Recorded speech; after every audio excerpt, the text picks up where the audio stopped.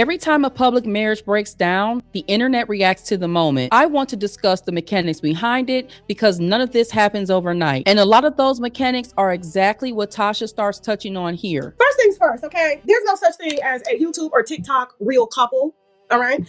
Somebody is being forced to be somewhere that they want in order to pay the bills. This is why that point matters. When a relationship becomes the product, participation stops being optional because the income depends on staying publicly aligned, not privately satisfied. Now, she's talking about role imbalance here. Because one done got famous, the other doesn't have anything to do, so they just typically just combine together, and that's why you see that Desmond Scott has lower subscribers than his wife, Kristy. Kristy is on social media all day, every day. I don't think she has time to wash her ass.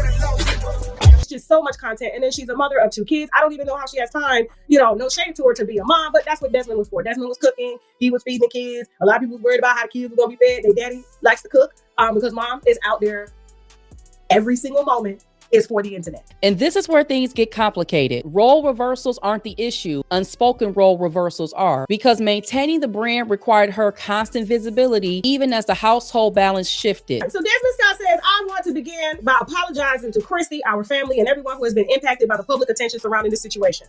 I know this news has been disappointing for many, and I'm truly sorry for the hurt that it has caused, okay? He didn't have to apologize really to nobody but Kristy. He didn't even have to take to the internet to do this.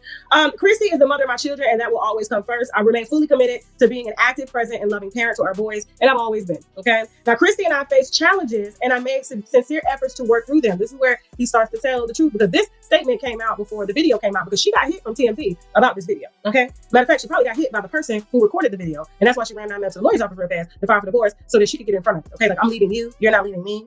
And, so that the world would drag him as they are. And I just feel like ain't nobody got no business dragging nobody when they ain't in this marriage or this relationship. Now, this is important. The order of events matters here. The filing came first because once she already knew where the marriage stood, filing became about optics, not information. Kristy and I faced challenges and made sincere efforts to work through them. Towards the end of 2025, I wanted to separate. He says, I told Kristy I wanted to separate, and I had conversations with Kristy regarding this. So he wanted a divorce. During this period, I made choices that I'm not proud of. I took responsibility for those actions. I shared this with her directly and personally, which means he went to his wife first. And ultimately, we decided to divorce. He done. He been done. He said, so she running down there to file for divorce. I've been trying to file for divorce on her. And homegirl just did not get it. Whenever a man say that's what he wants, please don't try to rationalize in your mind that he's saying something else. He is saying just this. This part gets minimized a lot. Needing space isn't vague language. It's a clear signal that something isn't working, and ignoring it doesn't stop the outcomes. Men usually emotionally check out before they physically leave. I need space is often the midpoint, not the beginning, because many men disengage internally long before they verbalize dissatisfaction. And you could be Team Kristy, you could be Team Desmond. I'm Team the family. That's my problem with social media. Is y'all be team one person and don't realize that this is a family, and there are 2 children that are affected by this because these 2 didn't know how to separate work from family, mainly her. Because as a woman of the house, you don't stop being a woman of the house just because you are making money. You still have a civil duty to entertain your husband off camera. What's wrong with quality time? I don't want them to divorce. They've been together since they were 14 years old. A lot of y'all out here damaged. A lot of y'all think that people are perfect. A lot of y'all think that, this is a deal breaker. Half the time, y'all don't even be knowing that men cheating or women cheating on y'all, whether you're the man or the woman in a relationship and your partner go cheat. A lot of y'all don't even have the capacity to think that the cheating has nothing to do with you. If you're unhealed and you're unexperienced in relationship, a lot of y'all take that personal and you become hurt and you become bitter like Miss Kristy.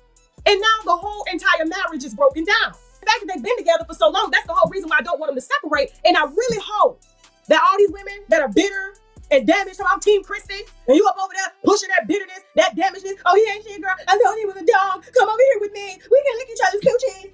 You ain't never lied. Be the men and the women to our children. Everybody witnessed Desmond be a good husband to her. Everybody saw that Desmond didn't want nothing to do with that damn camera. What Tasha K was really pushing back on is the idea that one failure defines the entire marriage or the entire person. But she challenged the belief that betrayal automatically means the relationship was never real or that nothing else in the marriage mattered. Human error is inevitable when 2 imperfect people are building a life together. Cheating may be the final straw for this couple, but it's not the only issue that can strain a marriage. And it's not the only mistake people make. Tasha's point was that many marriages face serious failures and still have the capacity for repair if preservation is ever being considered. Things when you have a marriage that is that deep, Some of that should have been protected.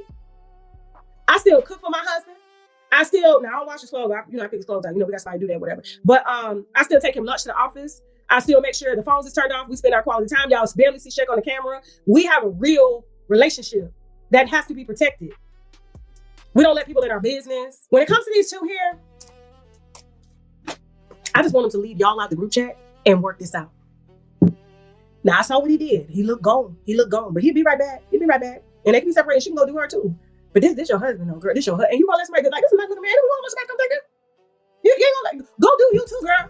Ooh, wee. You stupid, Kristy. You stupid, okay? You stupid. Take the pass. Catch the ball. Ultimately, this is what Tasha was pointing to. Marriage isn't built between perfect people. It's built between imperfect people who make decisions that carry real consequences. Cheating may be the final straw here, but it's not the only issue that can break a marriage. And when children are involved, the impact doesn't stop with the adults. The internet can pick sides, but families don't have that luxury. Spectators don't live with the outcome.